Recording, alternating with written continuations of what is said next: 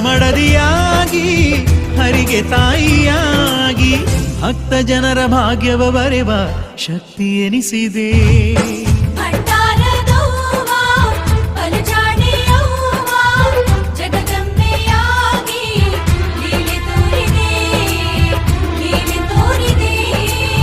ಹರನ ಮಡದಿಯಾಗಿ ಹರಿಗೆ ತಾಯಿಯಾಗಿ ಭಕ್ತ ಜನರ ಭಾಗ್ಯವ ಬರೆವ ಶಕ್ತಿ ಎನಿಸಿದೆ. ಭಂಡಾರದವ್ವ ಬಲು ಜಾಣೆಯವ್ವ ಜಗದಂಬೆಯಾಗಿ ಲೀಲೆ ತೋರಿದೆ.